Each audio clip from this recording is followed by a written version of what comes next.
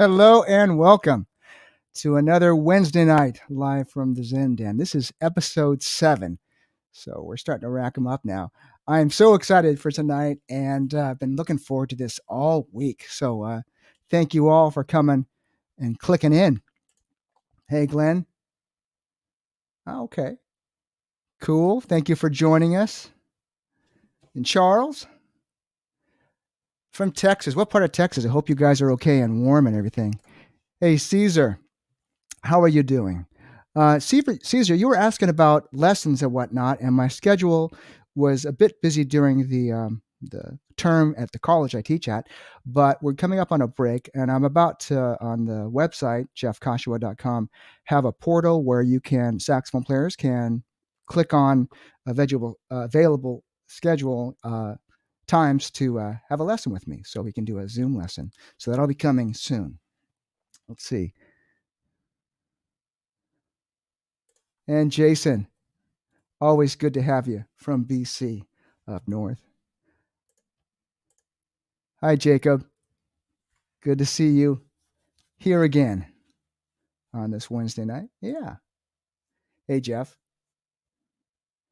Oh, the single is sounding good. Thank you so much. I just released a single to the radio. It's called The Night is Young. I've played it on YouTube, and I think I played it on the show a couple of weeks ago, but the actual finished product is now out there floating across the airwaves. So hopefully you'll hear it pretty soon. Yeah. Hello, Carrie. Welcome. Let's see. Oh, New Orleans. How's it going down there? I was there with my college band. We did a jazz ensemble tour of your beautiful city. It was so much fun. Really great time. I did the thing, the little tiny concert hall there. It escapes my name. I'll remember it as soon as it pops into my head. But it was really an honor to be in such a small little space, historical uh, historical hall to hear jazz, and it was just a wonderful evening of music because we were like 2 feet from the performers. It was wonderful. And Carol Kim says, "Hi, we're back. Good to see you, Carol."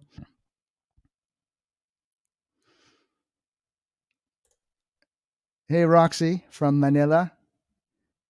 How are things? All right. So, thank you all for clicking in. I feel like I should play pretty fairly soon, even though I'm not quite warmed up. I might need to warm up in front of you a little bit if you allow me. Um, someone had a couple shows ago had requested an older song, and I had to go digging through all the files and try to find it. You know how that gets, because I don't play this song live. I don't know why, I just never did. And so I had to find the track, and then I had to learn it. And this is a song written by Dave Kohansky and Brian Bromberg and myself, and this is called "Back to Love." And it's like I said, it's an older song from like 2001. I mean, that's, a few years back, 10 years ago. So I'll do my best to dust off my memory and try to work my way through it. So I'm going to play that for you right now to get things started. There is a lot more music to come. We're going to be playing a lot of tracks from my special guest tonight. Very excited about this. So, but right now I'll play one song called "Back to Love." Here we go.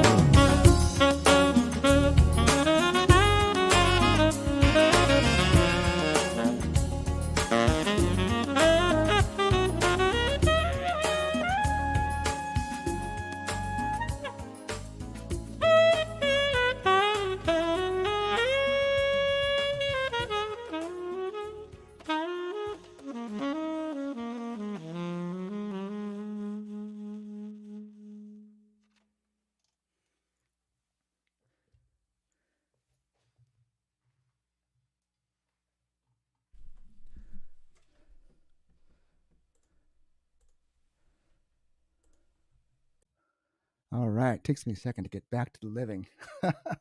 That's called Back to Love. It was a double entendre, that title. I thought it was so clever at the time.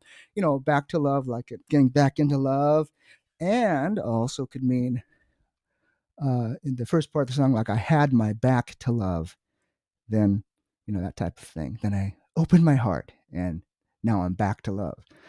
So that's the inner weavings of that song title. Thank you for your clap emojis. It's much appreciated.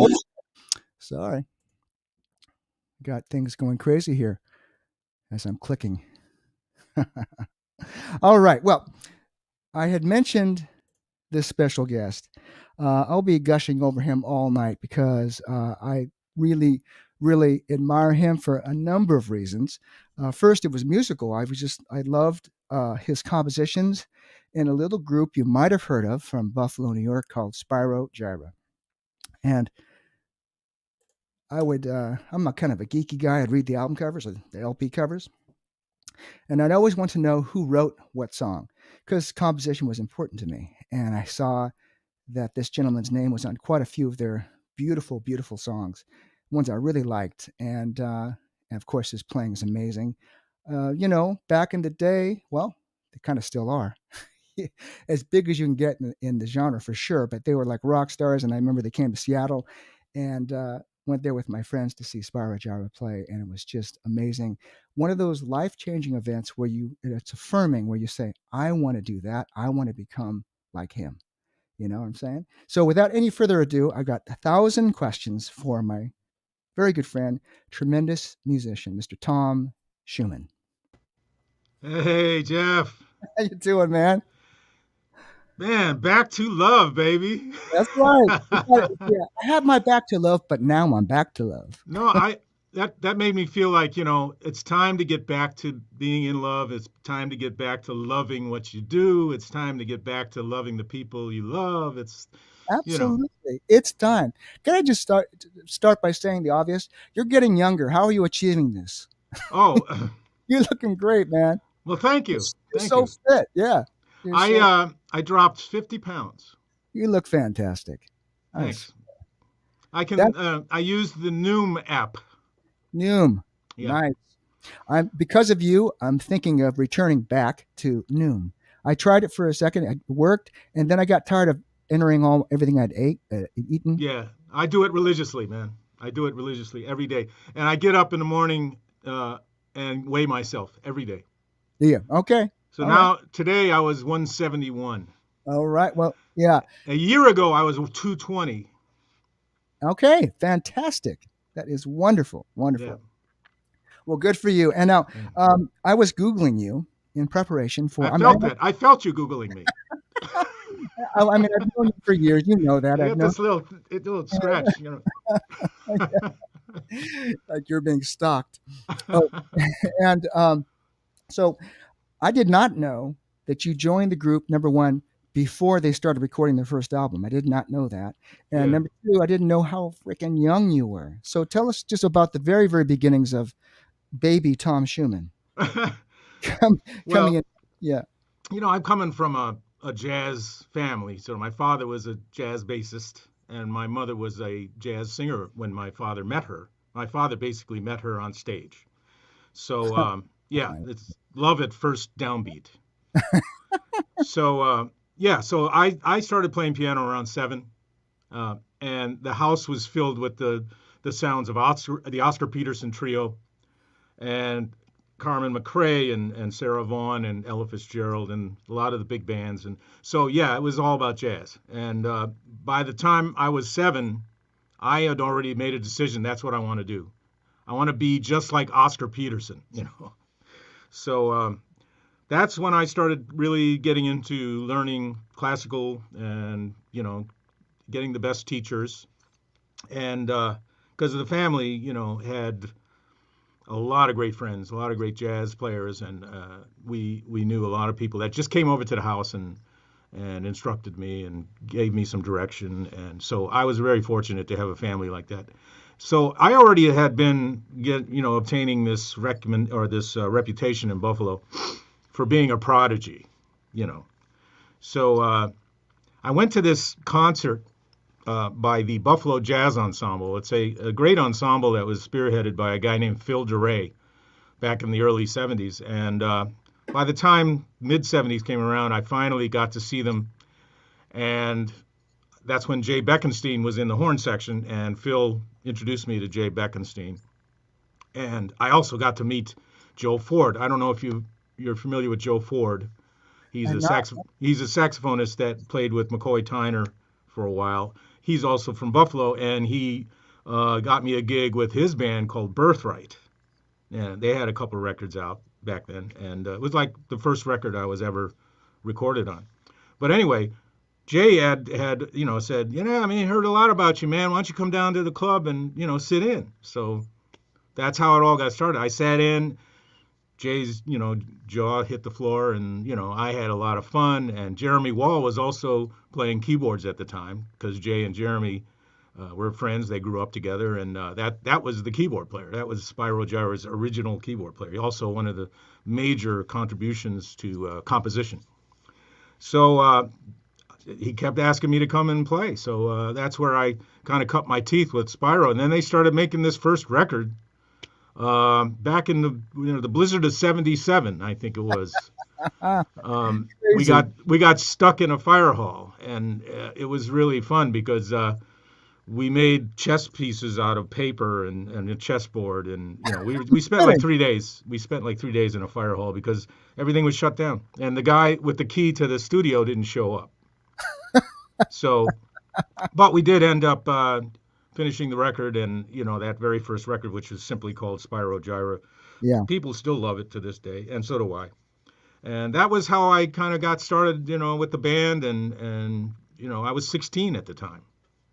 Man. Yeah, Six, that is crazy. it is Oh man. crazy. Yeah. Shaker song means a lot to me, like every other saxophone player, and especially an alto player. I told the story before. I'll say it again because you're here. I was a ninth grader.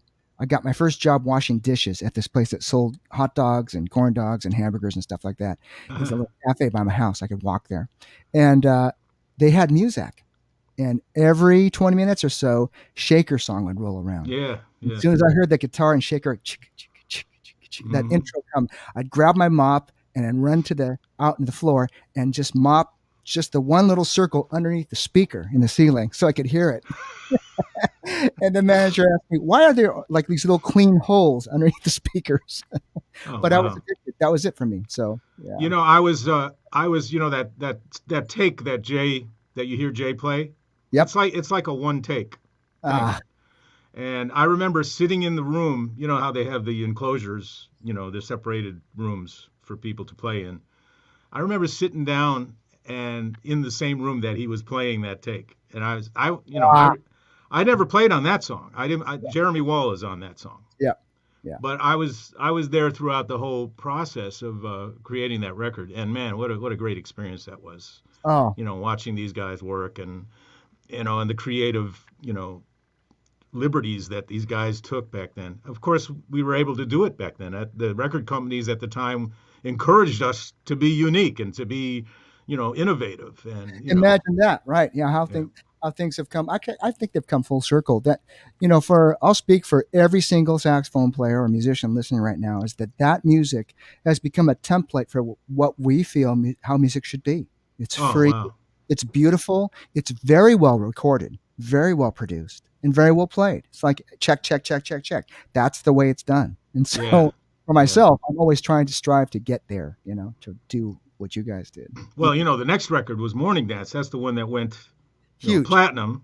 platinum. And that was made in New York City at a place called Secret Sound Studios, and that's Hmm. when we incorporated the incredible talents of Will Lee, and I believe at that time we still had Eli Konikoff on drums, and Morning Dance itself had Ted Reinhardt on drums, which is another local drummer that was in Spyro Gyra at the time. Wow. Um, and just a whole bunch of amazing musicians in New York, so that's being in New York and experiencing that talent, especially a guy named Will Lee. I mean, come on, Will Lee was He can do it all. Impeccable, impeccable. He was always perfect. You know, his ideas were always fresh, and his sound was so incredible.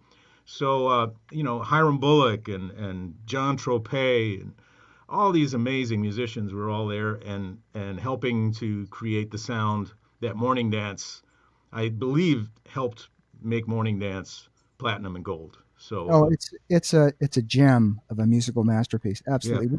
We got all the love pouring in for you, Tom. Oh, Roxy! Hey, Roxy! God, that's one good-looking saxophone player right there. She came to see us at the Blue Note, Oh, okay. and yeah, the last time I saw her. I hope we get to see you again All soon. right. And Jason from Vancouver, BC says hello. Hey, Jason! I love Vancouver. I hope we get to go back there too. He says, he says, Danny says, welcome to the Zen Den, Mr. Jason Bourne. I mean, Tom Schuman. Ah, yeah, yeah. I get around. I get around.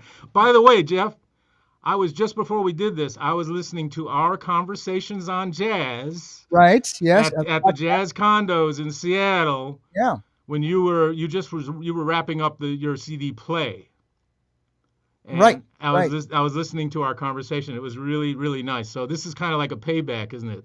Yeah, well, we've always had interesting conversations, and we just once in a while we get on the phone or texting back and forth or whatever. It's always delightful. I always enjoy. Yeah, I always look forward to the tracks you send me, man. I mean, you're always challenging me with Yeah, new and material. perfect segue. Speaking, I think I would like to before we get to your actual solo pieces, I wanted to just, if I may, play a brand new song. When I say brand new, where my engineer's name is Young Lee. He lives in South Korea. Mm. So I'll edit a piece for my new album and work on it and get it together. And then he will mix it and send it to me while I'm sleeping. He's working and vice versa. And so this came in like 20 minutes ago, this mix.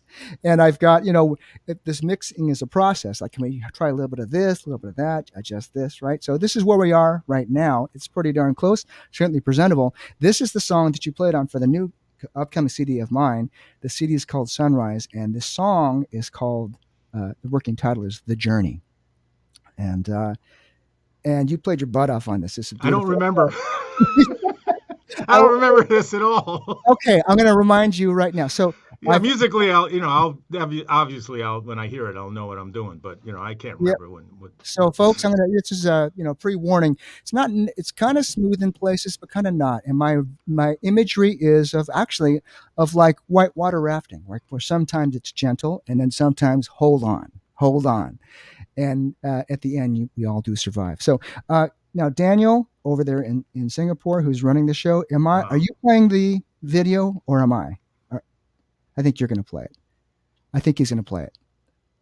I think. Here we go. I think he's going to play it. I'm not sure what's going on. But if you have it, go ahead and play it. Otherwise, I can play the audio. You got the whole world here. It's amazing. I know. I think he's doing, even as we speak, I didn't give him much warning. And by the way, while Daniel cues this up, folks, if you have questions for Tom, just type them in the chat and I will click on them and Tom will answer them. So anyway, here from the new CD, here is a song that Tom's featured on called The Journey.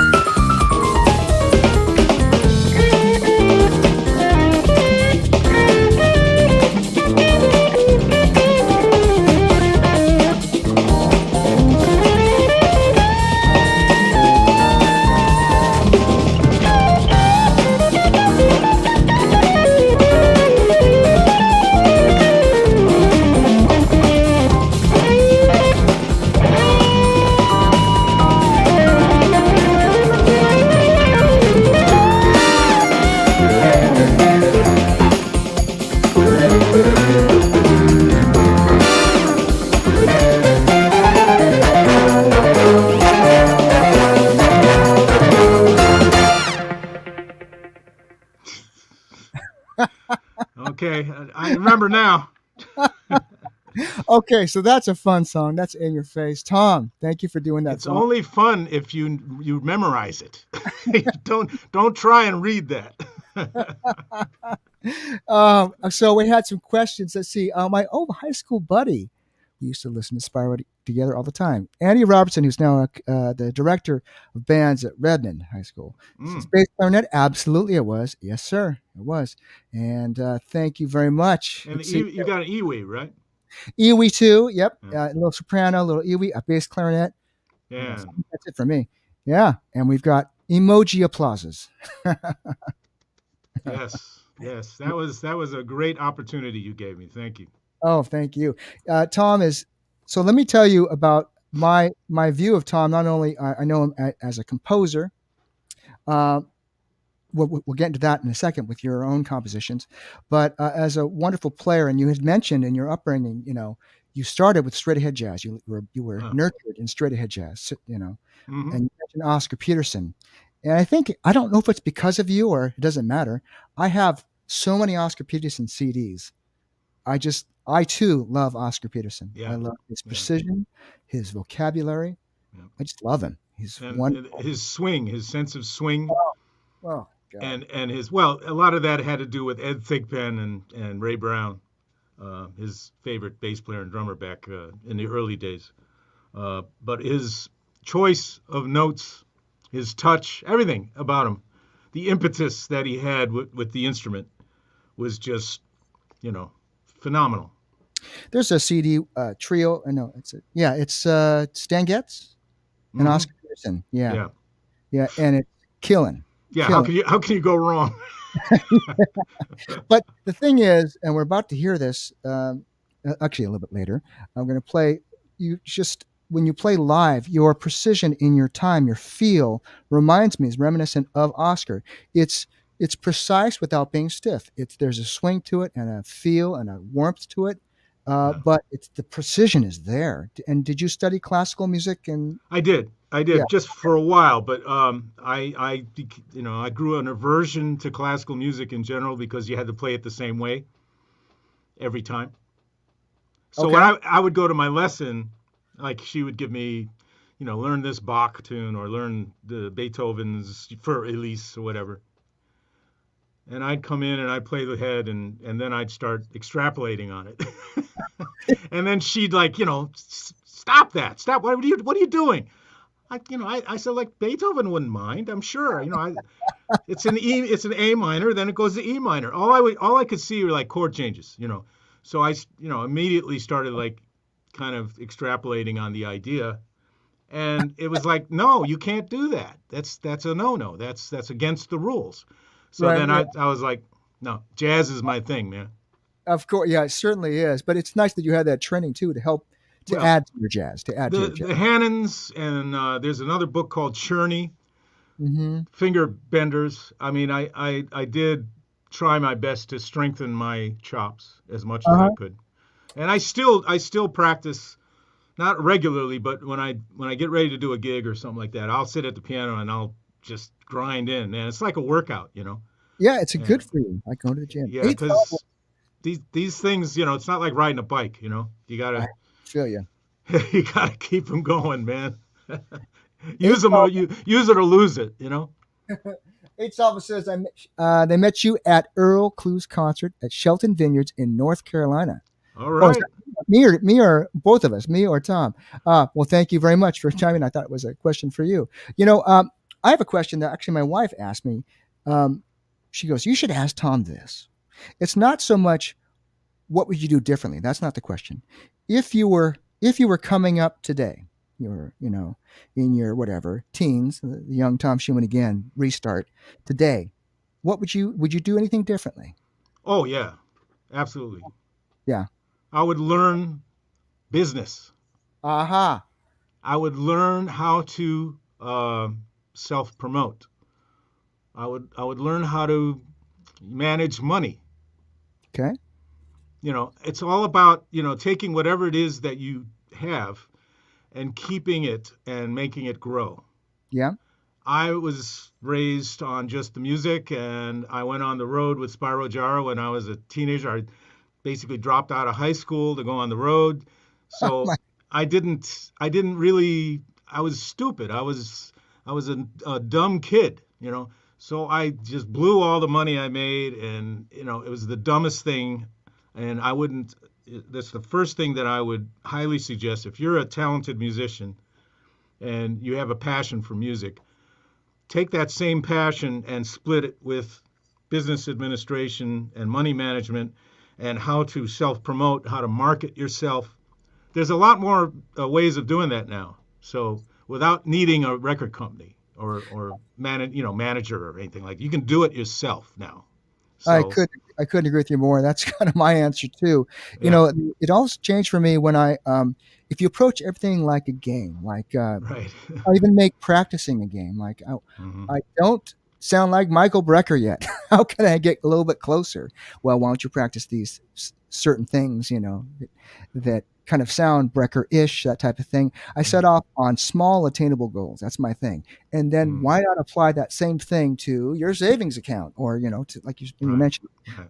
developing solvency. So absolutely, to the our young fellow musicians out there, yes, absolutely. And I wanted to sound like Oscar Peterson, but then I finally realized it was impossible.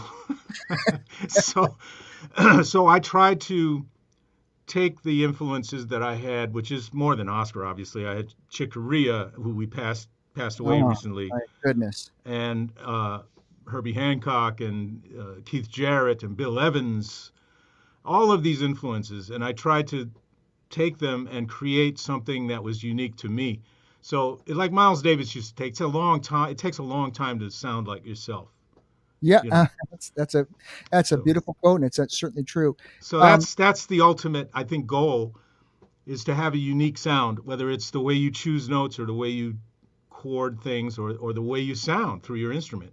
yeah, It's like we touched on that with Jay Beckenstein on our conversations on jazz, is how Jay had this sound that as soon as he put the horn in his mouth, he had a unique sound. And Michael Brecker actually complimented him on that when he was playing. absolutely. He played on the Morning Dance record. He played Starburst.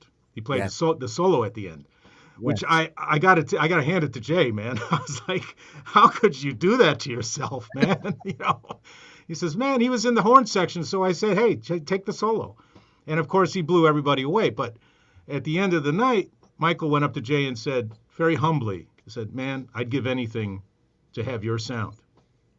That's beautiful, and those are true words.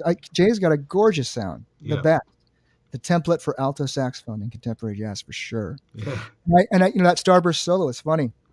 I transcribed that. I love that solo. In my chicken scratch, I have it So transcribed. we did a set a couple years ago. It was the Morning Dance record from beginning to end. Cool, Basically, we nice, played the whole thing. nice. So when we came to Starburst, I as a joke, I found a transcription of that solo. It might have been yours. I sent it to Jay, and I said, "Okay, man, time to practice." Of course, he just played it his own way, but you know, Ah, it was a great joke, and thank you for that transcription. oh, yeah, right. Okay, well, you know what? And I think it's time for a little bit more music. And I'm kind of bummed that it's the way we got this thing set up. And hey, Daniel, you can feel free to chime in if you want to unmute your mic. It's okay. We all know you're there. um, what I'm thinking is, I would love to play the next couple songs in stereo. So even if we don't have a graphic or anything, can I do that from my end, from my iTunes library? Can I play it in stereo? Because this is about, and it must be in stereo. So, Daniel, I'm gonna just go ahead and do it. I'm going to, hopefully, folks, you can write in the chat if it I see sounds on the chat he says, "Yes, you can." okay. So I'm gonna not talk, because if I talk when I am in music mode, it'll be make an echo, and I'm going to play a song from Tom Schuman's CD. It'll be literally a listening party. Tom and I will be sitting here and listening to his beautiful composition. And could you please tell us a little bit about? Let me find it as I'm talking here. A little bit about your song called Sweet Surrender. Oh, that one. Well, you played on like at least 4 or 5 of my solo pieces. A few, I think. A few. It started out on the Deep Chill record. You played on Fearless Fostic, and um, I think it was called. I have this thing called anomic aphasia, where if I try to come up with a word, I can't. It's on the tip of my tongue, but I can't come up with it. I get it. A lot of people have it. I But get that. anyway, this song, a lot of times I'll be on my piano just futzing around. And one time I was playing around and just beautiful. I like to just, in order to make myself feel good, I just sit and I play. My wife, Yvonne, ran down the stairs and said, "What was that?" And I said, "What do you mean, what was that?" I said, "It's just something I was just improvising." She said, "Well, you better write that down." Smart lady. Smart lady. So I grabbed some staff paper. I tried to remember, the chord pattern I used and the melody that I used, and that's how Sweet Surrender got got born. And I think the title comes from the fact that the reason why I get along with my wife so much is because I have surrendered to her knowledge and her intuition. I love it. Yeah. And then the next thing was, once I started producing it, it was like, all Yeah. right, who am I going to get to play this? Once again, my wife said, "Well, call Jeff." Honey, I love you. Honey, I love you too. So let me tell you how I recorded it. My studio was set up differently. I was standing over where the piano was. I had it different. And I remember playing.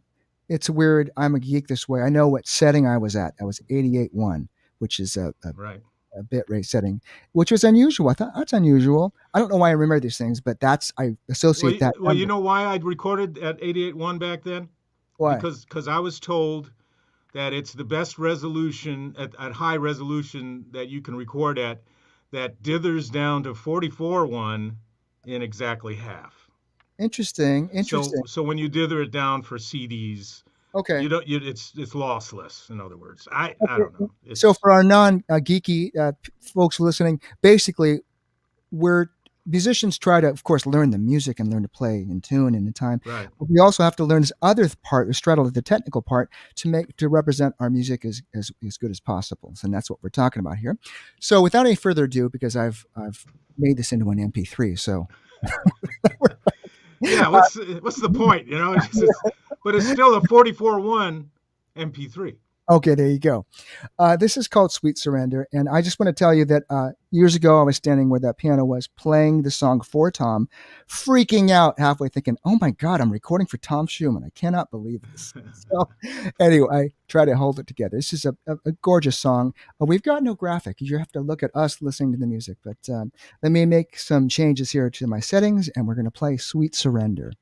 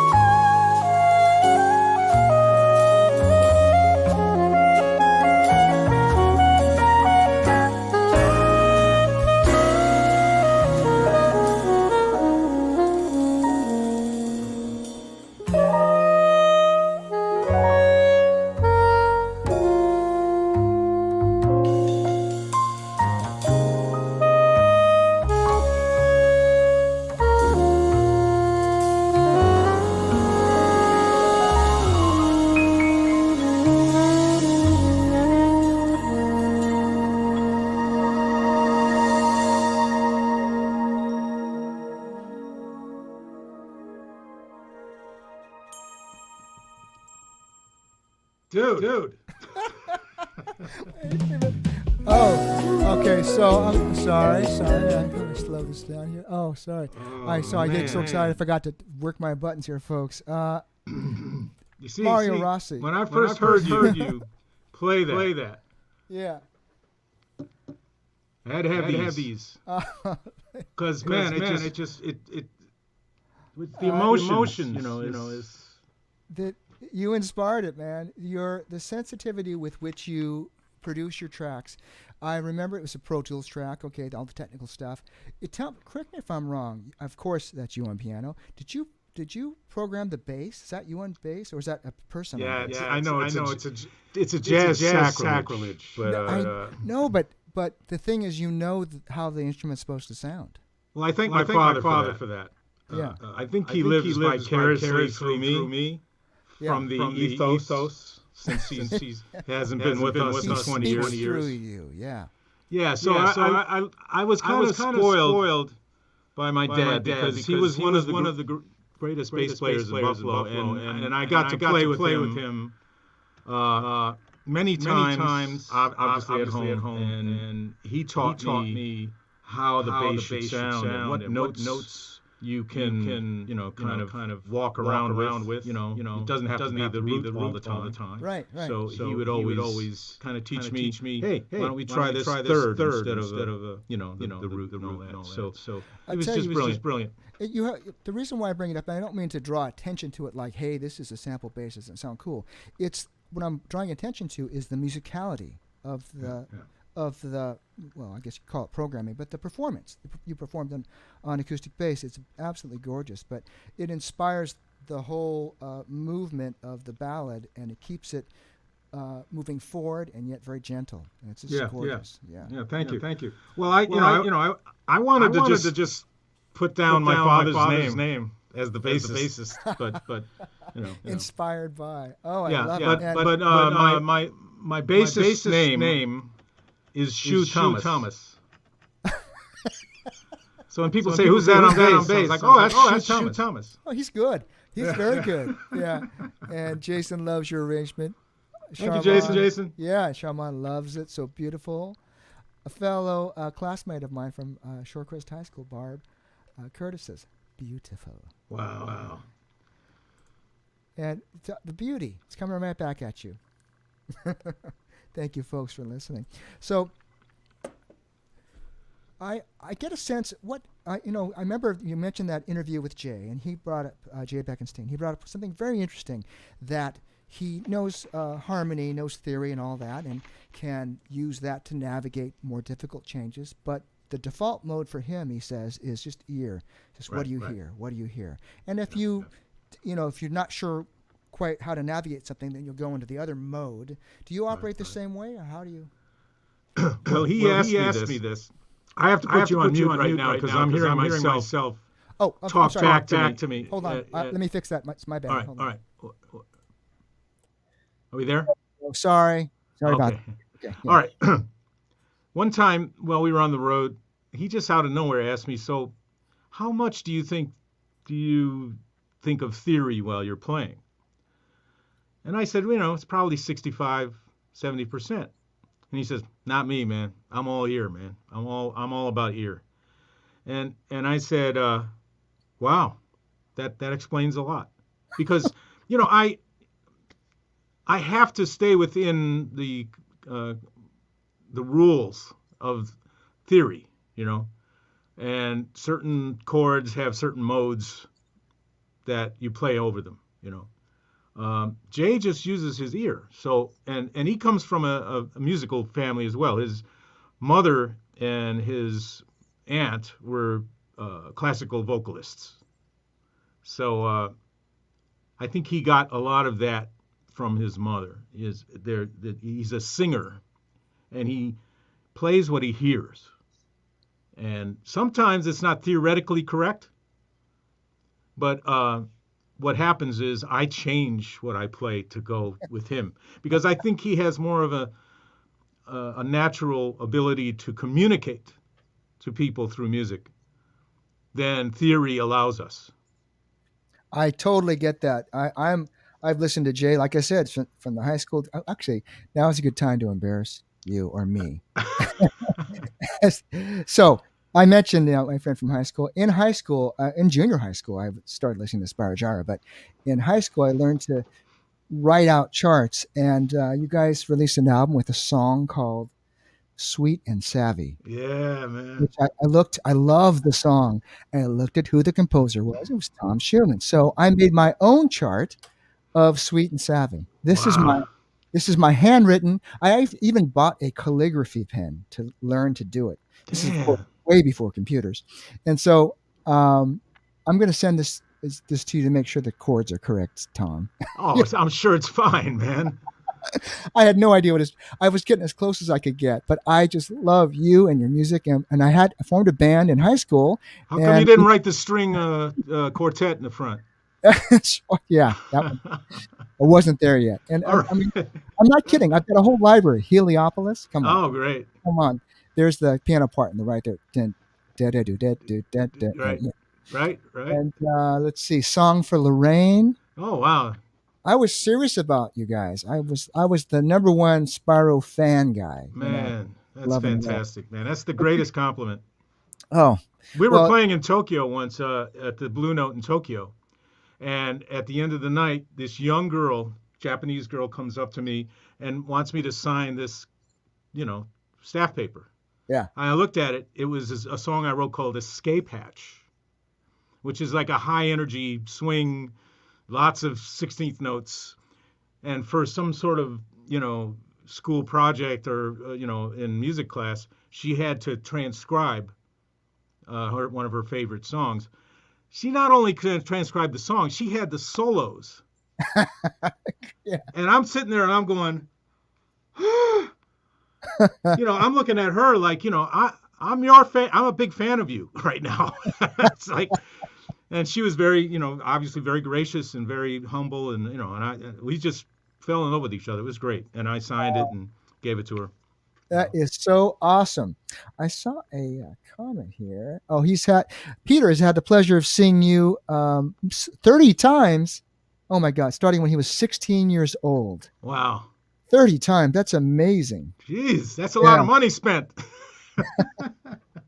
And my friend Andy, also my high school buddy, was a huge fan of the day, of course. I'll attest to that. Yes, absolutely. So you got all your classmates watching this program.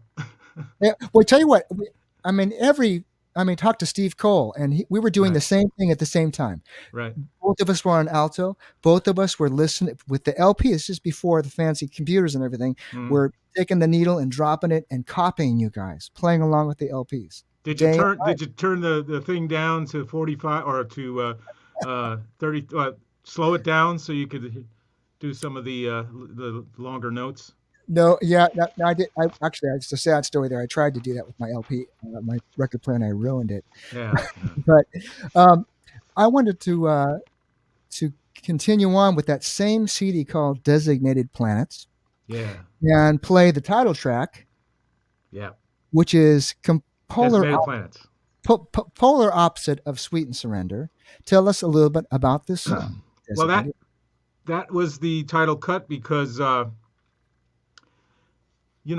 had a friend and I did some gigs in Las Vegas, and I took this guy home. He's another keyboard player, and his name was Mike Jackson. Uh, Michael Jackson. I said, well, I always wanted to meet Michael Jackson. He says, well, just call me Mike. So Mike Jackson was a great, talented keyboard player, and on the way home, we were discussing something, and he said, "Yeah, I got to get back to my designated planets, man." And I was like, "Designated planets? That's a great name for a song. I'm stealing that from you." And he said, "It's yours, bro." So I went home and I wrote this because of the name.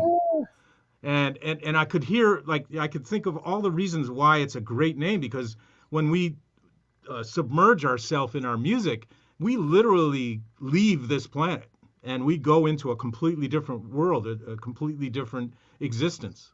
Yeah. So that's what inspired the song. And then, of course, I had to call you to you blew me away. Your solo on the end was just Oh man. awesome, And awesome. also, thank you so much. And also, Danny says, I believe Steve Oliver on Yes.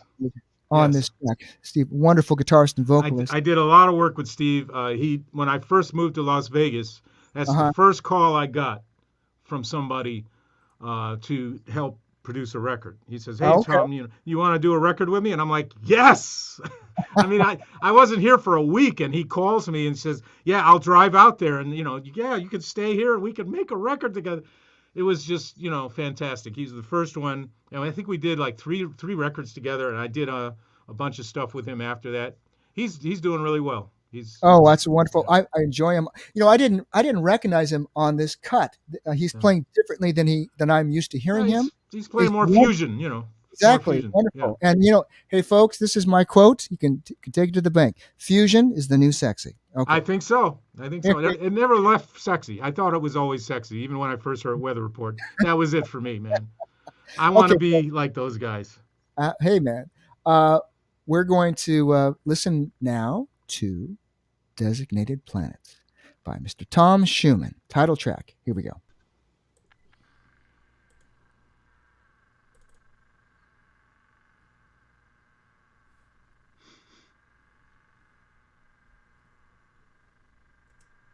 Oops, here we go.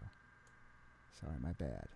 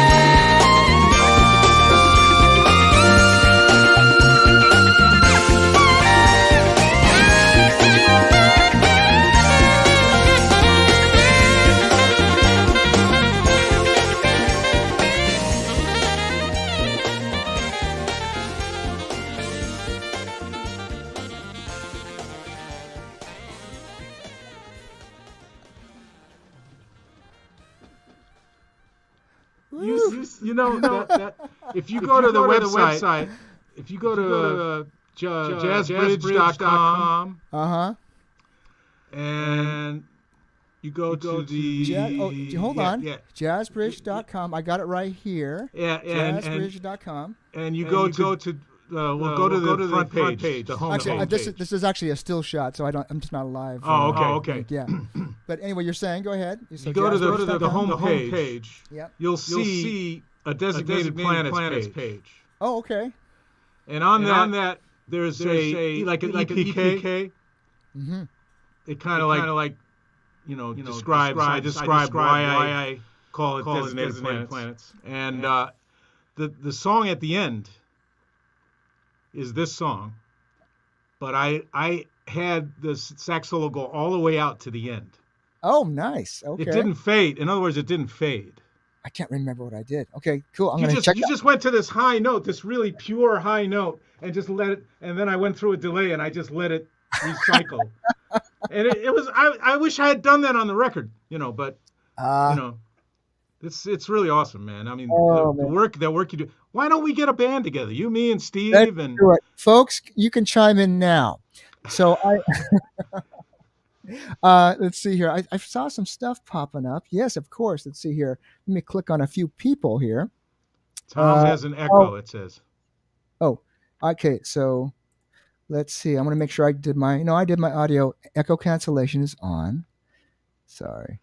And 8 says, is it Addie or 8? The perfect music for cruising. Absolutely. And D. Warner says this is the first time she's heard it and she's loving it. Mario, a wonderful keyboardist and drummer and producer. Wow. Do albums do people still buy albums? So go to, if you're interested in having for yourself what you're hearing tonight with regard to Tom's music, you can go to jazzbridge.com? Right. Yeah, jazzbridge.com. And all the stuff is for sale there. Click and buy. Yeah, if you buy it from me, I'll sign it and send it to you. There you go. Even better. Yeah. Let's see. Adrian's popping in from Singapore. Hey, Adrian. Oh, Singapore. I love Singapore. And now, Steve Brown, this is a point of a conversation I've been meaning to have with you, Tom. Steve Brown is a listener who says, need more tunes like this these days. That's right. And so, and I'm half joking when I say, hey, fusion's the new sexy. When I was coming up, this was the music. This was it. Yeah, I don't mean to say that it is not at all self-indulgent to the musicians that we're just soloing and showing you what we practice. Not at all. What it is I think is freedom of composition, freedom of playing, whatever you feel, the energy you feel, let it out. Right.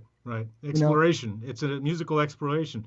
And when I was a kid, we used to go, my brother and I used to go to see Return to Forever and Weather Report and Mahavishnu, and it was just awesome. It was mind-boggling. You would be like, I can't believe what's happening in front of me, and you knew that it was live and they were just flying, and why isn't that still a thing, because it will be now. It wasn't just musicians in the audience. These were regular folks that didn't know anything about music, but they were enjoying the hell out of it because they saw this amazing musicianship exploding in front of them. It was like seeing fireworks display, only Absolutely. There were musical notes instead of fire, Yeah. I couldn't agree more. I miss those days, The onus is on us, the artists, to be truthful and to record and create what we feel, period. And the reason why I was so excited to have you tonight and have this conversation in front of our friends here is that we've talked about this for years. You just be true to yourself. Do what you do. Do what you hear. And if you look, you'll see on the website, the Jazz Bridge website, that I have some singles out that I did in my studio by myself with no help from anybody. So I didn't have an engineer, I didn't have a bass player, I didn't have a drummer, I didn't have anybody but me and my plethora of sounds. Yeah. And I put out 2 singles. One's called The Candy Store is Open, and that was early last year when the pandemic broke out. I figured it'd be a nice cut to put out because everything was closed. Okay. And then the last one was Syntropy. And then I put out another single with a guy named Skip Martin, who used to be with Kool and the Gang and the Daz Band. Yeah. He wrote some lyrics to a ballad that I wrote a long time ago. And Ah, that's called Let's Stay at Home. So it was nice. for the pandemic and quarantining society, and Right. it basically sings praises to taking this opportunity to, like you said, when you get back to love, That's it. You love know, the ones you're with. absolutely. We should explain to everyone you're sitting in your part of your studio, Right. but the reason why you're not playing for us is that your gear is elsewhere. It was not Yeah, it was not stolen. it's usually over there. Okay, right, but we're missing a few keyboards. You usually have like a dozen Well, keyboards. this is a little teeny one that I usually play bass on, Okay. but Right. yeah, I'm working with a guy named Clint Holmes. If anybody's out there who's been to Vegas, Clint is like the Las Vegas version of Al Jarreau, um, and he's an amazing vocalist, and he plays great music, and he's written some great stuff, and he does some great covers. And so he called me to do a gig. We're going to play together Saturday. Oh, And, an and actual gig yeah, with human beings and with an yeah, audience. a social distanced audience. Yeah. But it's a place called what's it called? Notoriety. It's called, Uh-huh. and Wonderful. yeah, it's downtown Las Vegas. Um, and it's going to be fun because I haven't, the last time I played live was last March. I just got back from Russia. Wow. Yeah, we played in Moscow last. Spyro Gyra was the last concert we played. Wow. And man, I've been itching, man. How are Russian audiences with their reaction to Spyro It's Gyra? fantastic. I mean, that's to me, I think it's without musicians, I think this whole experiment with social experiment would just explode. I think people would just start shooting each other. I mean, they're starting to do it anyway, but Well, we need some salve that kind of like it takes the edge off. a healing. Well, music will certainly do that. It'll heal. And someone named Brecker fan has the perfect question, the perfect segue, because it says Aha. Innocent Soul, which is a beautiful composition of Tom's from Rites of Summer. Loves it. So tell us a little bit about Innocent Soul, and then I'll kind of Wow. cue Daniel to then cue the video we have of Tom playing that live. Yeah, it's a tough story.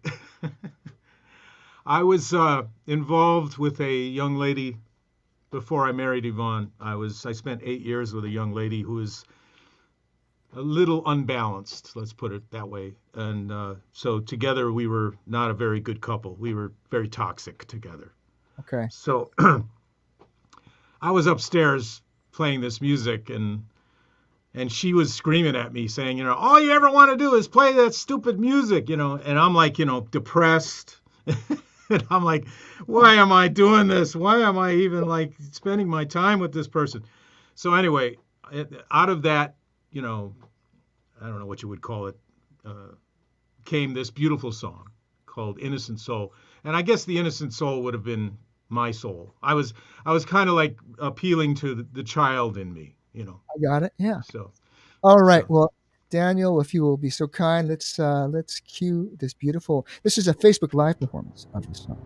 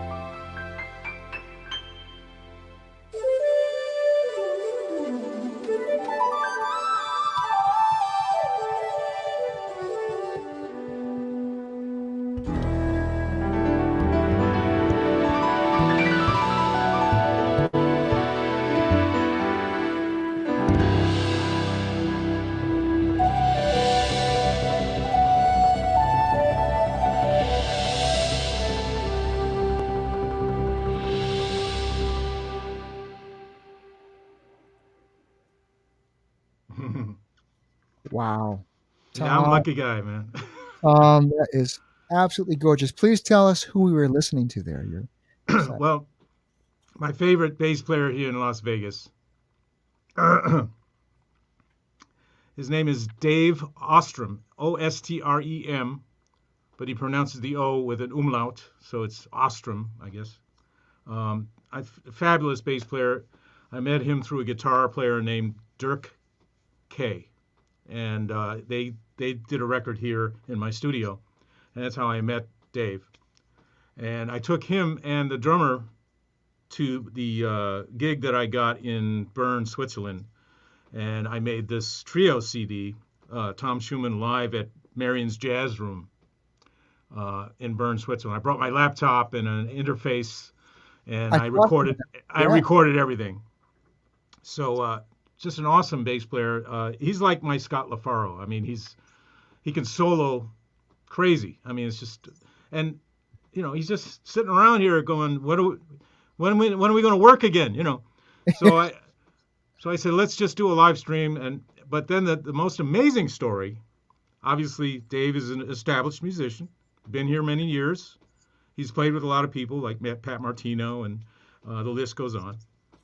Brian, the drummer, was the photographer who photographed Spyro Gyra. Okay?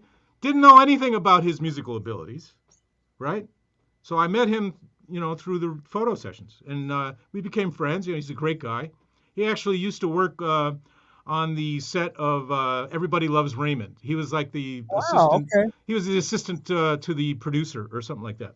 That's Anyway, my wife and I convinced him and his wife, Kayla, to move to Las Vegas from New York. So now I've got this really great friend, Brian. He says, man, let me come to your studio and set up my drums. I think you'll be impressed. So he came in and he set up his drums in this room. And at the time, my control room was in another room. But I set up a track, of some of the songs he likes of mine. One was called Fair Weather. Another one was from the Extremities CD. Anyway, I did like 3 or 4 songs that I tracked, so without drums. And man, he just blew me away. It was like he knew my music better than I know my music, right? So when I got this idea. I mean, if I'm going to do a live stream, I know I got Dave, but I want to have a drummer. And Brian was like, please, let me do this with you, And he completely prepared. I mean, he did the other thing I sent you was the incognito version, which was really up tempo. yeah. And it's amazing how Brian latched on to that every single hit and everything. That was a tough song, man. I mean, it Yes. took me a long time to relearn it myself. We But got. It's gorgeous. I mean, a real musician can play a ballad beautifully. I've always said that. That's where it's at. do I you, mean, do you ever you hear know, the famous Miles Davis quote? what's that? He went up. I think he went up to Keith Jarrett and said, "You know why I don't play ballads anymore?" Keith said, "Why? Because I love them so much." I get that. You want him to be right. Mario, it's a great composition, Tom. You're seriously a badass. Thank you. And Carrie says, truly beautiful. Roxy was Oh. asking, oh, she loves it. She loves it. But she also wants to know about the bassist, if he's single. You don't have to Ah, disclose that. You don't have to disclose that. yeah, afraid not. Okay. Very good. Well, folks, I'm looking at the clock and we're nearing the ending time. Now, let me ask you, is it okay if we go a little bit past our bedtime if you're on the East Coast? Because I wanted to play one more of Tom's, and he mentioned it. It's the Incognito from the same live Yeah, yeah. Facebook Live session. It's the Incognito performance, From and the Spyro Gyra record, Incognito. Yeah. so let's roll that. Let's enjoy that, and then we'll say goodnight. So. Okay.